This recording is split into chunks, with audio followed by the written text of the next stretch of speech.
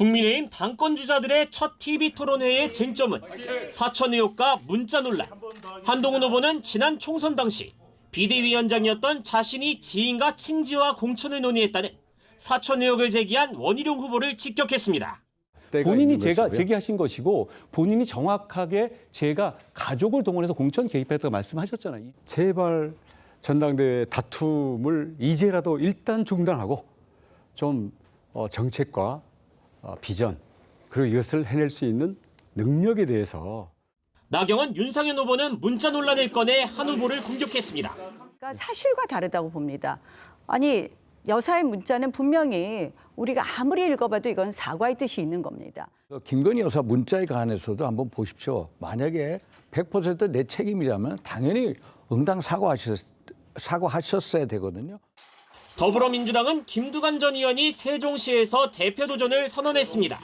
제왕적 당대표, 1인 정당화로 민주당이 붕괴하고 있다며 이재명 전 대표와 각을 세웠습니다. 다양성과 역동성인데 이런 점들이 지금 사라지고 있기 때문에 이것을 살려내지 않으면 2년 후에 지방선거, 3년 뒤에 대선에 결코 승리할 수 없다는. 5.18 민주묘지를 참배하고 내일과 모레 권양숙 여사와 문재인 전 대통령을 잇따라 예방하며 친노 친문 결집에 나섭니다. 김 전 의원에 이어 이재명 전 대표는 내일 기자회견을 열어 민생회복 대안 정책 등을 제시하며 대표 연임 도전을 공식화합니다. OBS 뉴스 유은총입니다. 이어 국민의힘 전당대회 출마한 당대표 후보자들 모시고 정견 들어보는 시간 갖도록 하겠습니다. 오늘은 전 국민의힘 비상대책위원장 한동훈 후보와 말씀 나눠보도록 하겠습니다. 한 후보 캠프 연결합니다. 후보님 안녕하십니까? 안녕하십니까? 네, 반갑습니다. 여러 가지 반갑습니다. 일들을 지금 많이 겪고 계시겠습니다만 사무실에서 직접 방송하는 것 이번 처음 아니신가요? 처음 해보네요. 네. 처음 해보는 것 같습니다. 네. 요즘 소회가 좀 어떤지 궁금합니다. 여러 가지 예상했던 일들이 벌어지고 있는 거 맞습니까? 선거라는 것이 여러 가지 네거티브나 인신공격 같은 것이 있기 마련인데요.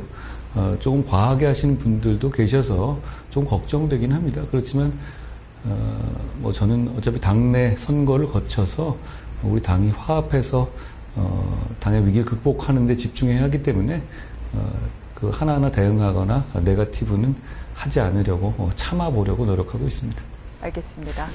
그럼 본격적인 질문 좀 드리도록 하겠습니다. 지난 총선 국민의힘 패배했습니다. 그리고 그 책임은 분명히 수장인 한동훈 전 비대위원장에게 있는 것은 분명합니다. 그럼에도 불구하고 곧바로 대표를 하려 한다 이런 비판이 있는데 왜 결심을 하게 되셨는지, 너무 조급한 게 아니냐 이런 시각에 대해서는 어떻게 생각하시는지요? 당초에 저는 상당한 기간 동안에 다시 정치 무대로 나서지 않으려고 했는데요. 총선 후 2달 정도 지나는 동안에 우리 국민의힘을 심판한 민심을 제대로 받들지 못하고 있다는 지적이 많이 있었습니다. 이대로 가면 저희에게 다음 기회는 없을 것이다 라는 평가도 있었죠. 저는 제가 지금 나서서 당을 변화시키는 것이 우리 국민의힘이 이 위기를 극복하고 승리의 기반을 만드는데 도움이 될지 여부를 깊이 고민했습니다. 제가 도움이 될 수 있다는 확신이 들어서 나왔습니다.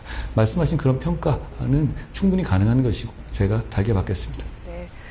뒤에 배경에도 변화의 시작이다 이렇게 지금 글을 새겨놓고 그렇게 지금 배경으로 세워놓고 계신데 하지만 경쟁 후보자들 배신의 정치라고 얘기를 하고 있습니다. 한 후보와 윤 대통령과의 신뢰가 불안하다라고 얘기를 하고 있는데 오늘 원외 당협위원장 즉답회에서도 이에 대한 우려가 당원들 사이에서 나왔습니다.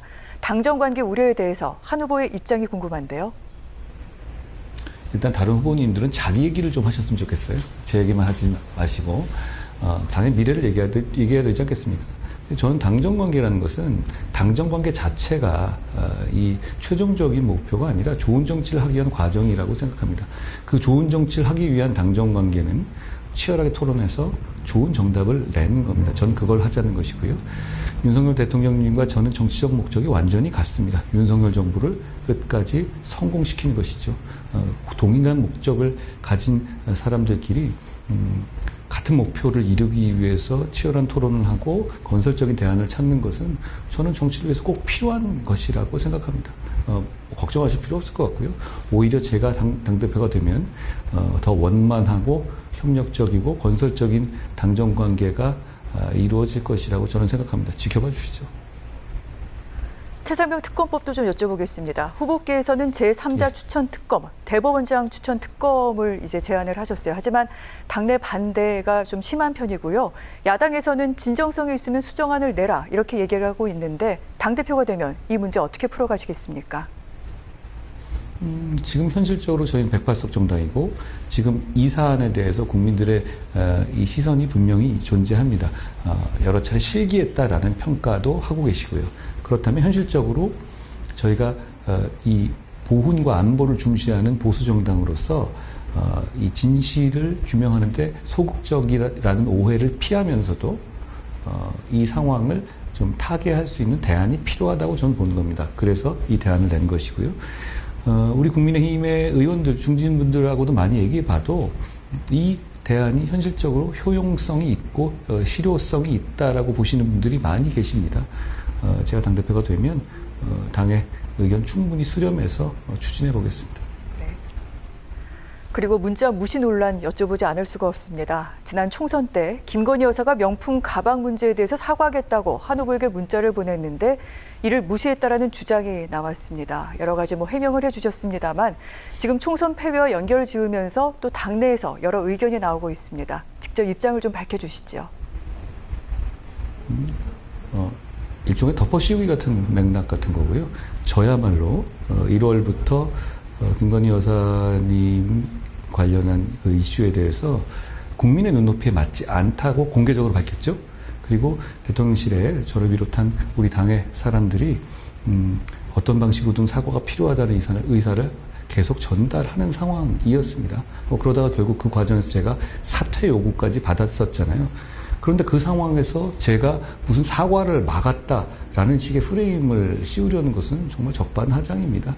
지금 그런 얘기를 하시는 분들 당시에 다 사과를 절대 하면 안 된다고 아주 강하게 부르짖었던 분들이기도 하고 원희룡 후보나 나경원 후보 당시에 사과해야 된다는 식의 얘기 한마디도 안 하시지 않았습니까? 근데 지금 와서 제가 사과를 막았다니요. 저야말로 당시 정치인 중에도 공개적으로 국민의 눈높이에 맞지 않다는 얘기를 밝혔고 대통령실에서 그때 1월 이후에 2월 이르기까지 계속 진정성 있는 사과를 해야 우리 총선에서 타개가 가능하다는 말씀을 계속 전달하고 했던 상황이었다라는 점을 말씀드립니다. 당시 맥락을 보시면 충분히 이해하실 수 있을 것 같습니다. 오히려 지금 이 시점에 이 얘기를 꺼내는 것 자체가 저는 많은 국민들이 보시기에 이거 좀 이상하지 않나라고 생각하실 것 같아요. 저는 걱정스럽습니다. 그리고 국민들이 이걸 어떻게 보실지에 대해서. 그리고 한 후보님의 의견이 궁금한 지점 하나 더 있습니다. 민주당이 지금 검사 탄핵을 추진하고 있는데 당론으로 발의를 했고 이제 법사위 조사가 예정이 돼 있습니다만 여기에 대해서 여러 비판 얘기가 있는 것도 사실입니다. 반면 오죽했으면 그러겠느냐. 검찰권 행사가 균형을 잃었다라는 반론도 만만치 않은데 한 후보께서는 어떤 입장이신지요? 앵커님이 말씀하신 반론이라는 건 반론이 아니라 억지에 가깝죠. 왜냐하면 그건 이 검사들이 전부 다 이재명 대표 수사했던 사람들이잖아요. 관련한 수사를. 그렇지 않습니까? 그러면 이거는 이재명 대표를 막기 위한 방탄 탄핵이지 이게 어떻게 검찰권 행사를 일반적으로 잘못됐다고 지적하는 거겠어요. 저는 이런 식으로 이재명 대표에 대한 유죄 판결이 거의 확실시 되니까 이렇게 검사 탄핵하고 조금 더 나아가서는 판사까지 탄핵해서 이 사법 시스템을 부정하려는 시도라고 생각합니다. 정치 이렇게 하면 안 되죠. 후보님, 저희 OBS 수도권 지상파 방송사이다 보니 저희 시청자분들이 관심을 갖고 있는 이슈가 있습니다. 서울 편입 이슈인데 총선 때 포퓰리즘으로 끝난 게 아니냐라는 지적이 있습니다. 당 대표가 되면 계속 추진하실 건가요? 저는 수도권에 있는 행정구역의 재편은 지금 계속 중요한 이슈라고 생각해요. 그리고 저희가 이걸 내걸고 했었고 저희의 말씀은 이거였잖아요. 주민들의 뜻을 최대한 존중하고 실효성 있게 속도감 있게 진행하겠다는 것. 저는 그 방향이 우리가 선거에서 좋은 성과를 내지 못했다고 해서 바뀔 이유가 없다고 생각합니다. 네.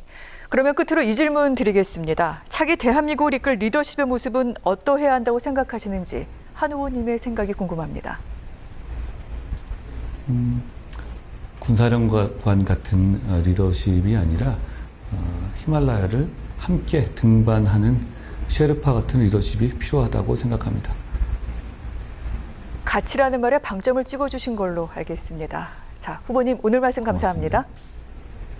저도 즐거웠습니다. 고맙습니다. 말씀하셨으니까 장래 차기 지도자의 지지율을 보면서 저희가 같은 얘기를 계속 나눠보도록 하겠습니다. 함께 보시죠. 네, 방금 열심히 말씀하신 이재명 전 대표 23%, 한동훈 17, 조국 5, 홍준표 3, 오세훈 3, 이준석 2, 원희룡 2, 안철수 말씀하셨던 저기요. 안철수 1. 제가 재밌는 말씀 하나 드릴까요? 하시죠. 그러니까 저 중에 누군가가 뭐 어떻게 그 어떤 사건을 계기로 예컨대 오세훈 시장 아니면 원희룡 그 전 지사가 어떤 사건을 계기로 윤석열 대통령과 아주 그 근곤일척의 그 쟁투를 벌이게 되어버렸다. 그럼 지지도가 확 치솟습니다. 권력에 저항하는 순간에 지지도는 엄청나게 올라가거든요. 그래서 제가 보기로는 사실은 갤럽에서 한 저 차기 지도자 선호도 저거는 의미 없는 것처럼 보이는데 다만 하나 그래요. 아직도 지금 이재명 대표가 온갖 범법 혐의를 받고 있고 재판을 일주일에 3번씩 4번씩 재판을 받아야 되는 처지인데도 역시 언론에 계속 나오고 TV만 켜면 이재명이 나오니까 차기 지도자로 국민들에게 인식이 되고 있다. 한동훈 역시 마찬가지다. 제가 보기에는 그렇습니다. 그런데 이제 우리도 간에 선진 민주주의 되려면 정책으로 승부하는 그런 정치인이 이제 좀 나와야 되지 않을까. 근데 이번에 나는 그 하나의 징검다리를 보는 느낌을 갖고 있어요. 가령 국민의힘 같으면 나경원, 원희룡 그리고 윤상현 이런 사람들 하나의 징검다리 역할을 하고 있다. 한동훈도 마찬가지고. 그래서 아직까지는 개인이 정책을 내놓지 못하고 미래 비전을 보여주지 못하고 있습니다. 그렇죠. 하지만 이제 본격적으로 토론회가 벌어지면 나는 미래 비전이 분명히 나올 거다. 그거 안 나오고는 본인의 가치를 입증을 못하니까. 그리고 가령 저 같으면 벌써 이 대중에게 나는 누굴 위해서 뭘 위해서 싸운다. 이걸 보여주겠는데 아직까지 그걸 안 보여줘요. 요즘에 그래서 사실 전당대회 가장 큰 주제가 한동훈입니다. 지금 원희룡 후보가 지금 맹렬히 쫓아가면서 거센 공격을 그렇죠. 하고 있습니다. 한동훈이냐 반 한동훈이냐 결국은 결선 투표로 갈 수 있느냐가 첫 번째 관심사죠. 그러니까 이런 얘기합니다. 윤석열 한동훈은 이미 4번의 갈등을 총선 당시에 있었고 그때마다 한동훈 후보는 그때 비대위원장은 의미 있는 연락 한 번 안 하더라. 전화 한 번 안 하더라. 신뢰관계 문제 있는 거 아니냐. 그런데 거기에 대해서 이제 누구 잘못이 더 크냐 뭐 이런 등등의 말이 있는데 그렇죠. 요즘은 그래도. 내가 하나 그 한동훈 위원장의 아주 아쉬운 게 있습니다. 한동훈 위원장이 작년 12월 20일경에 그 중앙 정치 무대에 공식적으로 등장을 하고 나서 그때 저는 다른 방송에서 그런 얘기를 했어요. 한동훈 비대위원장 굉장히 위험하다. 선거 폭망 가능성이 80%다. 그리고 제 사무실에 온갖 욕설이 막 오고 난리가 났습니다. 왜 한동훈을 못 살게 구느냐. 뭐 이런 얘기들이 돌아왔는데 내가 걱정을 한 것은 그래요. 미래 자산인 한동훈에 있어 엄청난 마이너스다. 본인이 지금 정치 초년병인데 이 총선을 전부 다 책임을 지고 공천을 책임지고 모든 선거의 승패를 책임지는 이 자리에 왜 올라가려 하느냐. 그런데 본인이 이제 올라가서 아니나 다를까 선거 기간 내내 이 민생에 대한 이 개선책 하나를 내지를 못하고 있더라고요. 그래서 내가 선거를 보면서 이 선거에 큰일 났다. 2030이 우선 전부 다 외면을 하게 만들어 놓는다. 이 걱정을 했는데 지금도 마찬가지예요.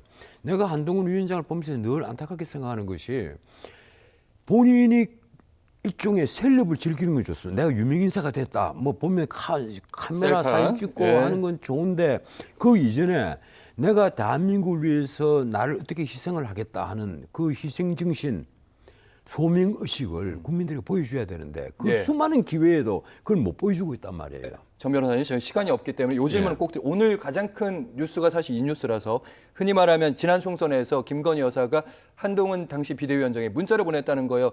명품 포획과 관련해서 사과하겠다. 어떤 처분도 받아들이겠다. 뜻대로 하겠다. 답도 안 했다는 거예요. 그걸 이제 일종의 우리 용어로 씹었다 이건데. 입씹이라고 표현하더라고요. 그런데 그렇습니다. 이게 내가 보기로 한동훈 위원장이 씹으려고 씹은 게 아니라 그걸 이제 눌려버리려고 한 게 아니라 제가 보기로는 선거 막판에는 이미 정세포가 다 올라오지 않습니까? 한동훈 위원장이 굉장히 많이 당황했던 것 같아요. 이 큰일 났다. 이 유세를 수도권에 막 다니고 하루에 7군데, 8군데 뛰는데도 가서 본인이 똑같은 말만 하는 거예요. 그때 무슨 얘기를 하는가 하면 조국하고 이재명 비판, 이조 심판. 이조 심판론만 계속 내놨단 말이에요. 내가 당신들을 위해서 일자리를 어떻게 만들겠다, 윤석열 대통령과 함께 어떻게 물가를 잡겠다 이런 얘기는 일체 없이 계속 이조 심판론만 내놨단 말이에요. 그런데 그때 이제 그러면 차라리 김건희 여사에 대해서 왜 이걸 그냥 묵살을 했느냐, 좀 했으면 도움이 됐지 않았을까. 적어도 이제 그런 지나고 나면 그런 얘기를 합니다. 가령 윤석열 대통령이 이 의료 대란에 관해서 4월 1일 날 50분짜리 담화만 없었어도 10세건 더 끊졌을 것이다. 그리고 이번에도 가령 이 김건희 여사에 대해서 충분한 어떤 소명 기회를 마련했으면 적어도 10세건 더 끊졌을 것이다. 이런 말들이 지금 와서 해본들 무슨 소용이 있겠어요. 근데 그때 한동훈 위원장이 그건 하나 아셔야 됩니다. 이분이 정치에는 초년병이란 말이에요. 선거는 당연히 초년 처음이고. 그러면 그때 이 연락을 받고 연락을 해서 어떻게든 뭔가를 끌어내. 본인이 판단을 못 했겠죠. 거기에 대해서. 그리고 그걸 판단을 해줄 제대로 된 참모가 없는 거예요, 주변에. 그래서 초년병이란 지금 얘기? 또 주변에 있는 참모는 물론 참모들이 있습니다. 신문에 난 걸 보면 김경률, 신지호, 뭐 혹은 진중권 이런 참모들이 있는데 한때 그 진보 좌파 계열에 있다가 뭐 이쪽으로 넘어왔다고 해야 합니까? 그런 분들이 쭉 있는데 정치에 대해서 넓은 식견을 가지고 어떤 아이디어를 내고 가령 정책에 대해서 어떤 개선점을 찾아 만들어주는, 쉽게 말하면 정권 옆에서 레드팀 역할로 하는 그런 참모는 없단 말이에요. 참모가 없는 것 예. 같다. 그래서 나는 선거 막판에 김건희 여사 쪽에서 그런 제안이 있었다 하더라도 거기에 대한 판단을 미처 못했을 것이다. 이거 의도적으로 일부러 무시했던 것은 아닐 것이다. 이게 의도적인 건 아니었을 것이다. 의도적인 것은 아니에요. 왜 그런가 하면요. 알겠습니다, 변호사님. 그 선거의 승패는 본인의 운명과도 다 연결이 돼가 있는데 그걸 누가 의도적으로 알고 무시를 그랬겠느냐. 했겠습니까? 사실은 그 이철규 의원 입장에서는 굉장히 곤란했을 거예요. 이 상황에서도 곤란하고 앞으로도 곤란할 것 같아요. 왜냐하면은 지금 허위사실 유포라는 건 범죄 행위에 끝까지 법적 책임을 물을 것이라고 얘기했지만 이 상황 자체가 전당대회에 개입하는 거나 마찬가지이기 때문에 뒤로 빠질 수밖에 없는 거예요. 근데 배현진 의원이 이 상황을 모를까? 압니다. 아니까 적극적으로 공격하는 것이죠. 그럼 이 상황이 왜 이렇게 만들어지느냐? 이거야말로 전당대회에 직접적으로 하는 정치 행위다. 저는 배현진 의원이 직접적으로 용산이나 다른 데를 공격하는 것이 아니라 친윤이라는 것을 통해 가지고 공격함으로 하면서 현재 전당 대회에 프레임을 짜는 것이다라고 저는 해석합니다. 네, 김경훈 대변인. 네, 저는 말씀하신 부분에 동의합니다. 왜냐하면 대통령과 대통령실을 직접적으로 거론하면 어떻게 보면 테러가 없거든요. 그렇기 때문에 어떻게 보면 윤석열계의 어떤 상징이 되는 이철규 의원에 대해서, 그리고 기자들이 취재한 기사를 링크한 거를 걸면서 그 부분에 대해서 공격을 하고 있다고 하는데, 저는 한동훈 후보 측 캠프 쪽에 저는 이런 말을 좀 드리고 싶어요. 어떤 사안이 이른바 제2의 연판장이 됐을 때 뭐라고 얘기를 하면 당무 개입이다, 뭐 그런 표현을 좀 썼습니다. 물론 이제 정확하게 아주 구체적으로 얘기는 안 했어요. 하지만 그렇게 얘기하면 아무래도 그 일반적으로 그 당원들 입장에서는 대통령과의 관계 맺음이 되는데 대통령을 중심으로 끌어온 거 아닙니까? 그 진실은 모르겠습니다. 하여튼 여튼 이번에 어떤 프레임을 짜서 끌고 온 겁니다. 그 부분에 있었을 때 선거를 이기든 아니면 지든 결과론적으로 그 부분에 대한 부담감이 있거든요. 서로 간에 진실은 모르지만 뭔가 이렇게 넘어섰을 때 회복하기 힘든 그 워딩이 저는 당무 개입이라고 보고 이 부분에 대해서 계속 이제 공격적으로 나가고 있습니다. 근데 그렇죠. 저는 1등 주자로서의 한동훈 캠프가 어떤 의혹이나 어떤 사안에 됐을 때 하나하나 그렇게 싸우듯이 하는 게 과연 맞을까? 아니면 1등 주자로서 본인들의 워딩을 해도 되거든요. 근데 제가 예전에도 얘기했지만 코끼리는 생각하지 마 했는데 계속 거기에 휘말리고 있어서 저는 이기더라도 나중에 대선 주자가 되는데 이게 전투는 이기지만 전쟁에서 질 수도 있기 때문에 조금 더 품이 넓게 하는 것도 나쁘지 않다. 네, 이 문자를 어디서 이제 유출한 것인지 용산과 관련이 없는, 그러니까 한동훈 후보 쪽에서도 용산에서는 크게 나서지 않았을 것이다. 전대기업 없다 이렇게 얘기했기 때문에 그런 일은 없을 것이고 친윤 쪽에서 뭔가 움직이지 않았을까, 친윤의 자해 아니냐 이런 반응도 있는 거 하면 또 반대쪽에서는 이분은 어떻게 보면 역작용으로 한동훈 후보 쪽에 좀 흘린 거 아니냐, 오히려 이렇게 방금 프레임이라고 말씀하셨으니까 이렇게 하려고 큰 빅피처 한 거 아니냐. 그럼 그 빅피처라고 한다면 저는 못 따라가겠고요. 그러나 지금 김 여사와 한동훈 비대위원장 간에 서로 이전 투구가 되면은 유리할 건 누구냐면은 나머지 세 후보거든요. 그렇죠? 나머지 세 후보는 맞죠. 이 상황이 전당대회에서 어떤 영향을 미칠 것인가에 대해서 저는 반윤 쪽에서 판단했을 거라고 생각을 합니다. 뭔가 한동훈 후보에 대해서 타격을 줄 수 있는 것은 무엇일까 할 때 아주 정중한 5개의 문자를 보면 대통령 영부인이 굉장히 정중하고 양해해 주세요. 자격이 없는 것 같습니다. 이렇게까지 했는데 한동훈 현재 후보는 굉장히 교만한 것 같아 라는 이미지를 줄 수 있는 그런 그림을 그리려고 하는 거 아니냐라고 보이는데 예. 또 이제 방금 앵커님께서 또 빅피처라고 말씀하시니까 그런 것을 노리고 한동훈 쪽에서 얘기했다라고 볼 수도 있는 거예요. 예. 그런데 사실은 이렇게 되면은 굉장히 국민들로는 피로감이 쌓일 수밖에 없죠. 정책 대결을 해야 되는 거 아닙니까? 네. 그리고 국민의힘이 이번 총선에서 대패를 했는데 왜 대패했는지 분석하고 앞으로는 이러이러한 집권 여당으로서의 비전을 보이겠습니다라고 해야 되는 건데 예. 과거에 이렇게 싸웠어요가 나오니 국민의힘 지지자 내지 심지어 그걸 보고 있는 별로 지지하지 않고 짜증내는 국민들도 역시 그렇지 하고 고개 돌리지 않겠습니까? 이게 내부에서 판단 잘못한 거예요. 자, 이에 대해서 한동훈 후보 SNS에 이런 말을 남겼습니다. 네, 한동훈 후보 스타일대로 여론 나쁘다고 놀라서 연판장을 취소하지 마시고 지난번처럼 그냥 하기 바랍니다. 연판장의 구태 극복하겠다고 덧붙였고요.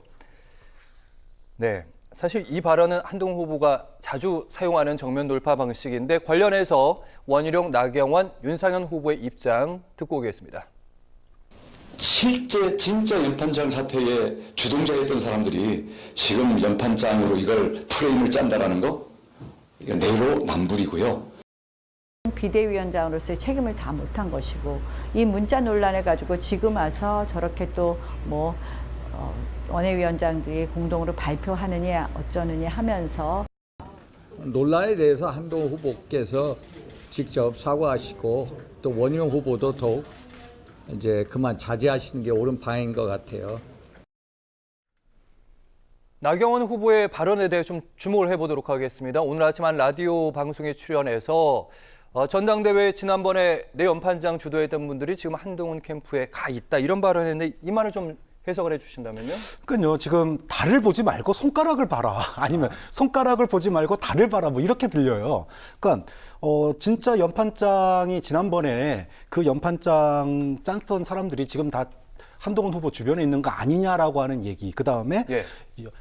김 여사 문자가 중요한 게 아니라 그것을 가지고 한동훈 후보가 당시 어떻게 했냐가 중요한 거다라고 지금 얘기를 하는 거예요. 결과론적으로는 한동훈 후보를 비판하는 겁니다. 그런데 예. 국민들한테는 한동훈 후보가 어떻게 했는지가 중요한 게 아니에요. 김 여사 문자 자체가 충격인 겁니다. 과거에도 김 여사 검사 시절에 한동훈 검사와 김 여사 사이에 300여 차례의 카톡은 도대체 둘이 무슨 관계냐라고 하는 궁금증을 남겼는데 예.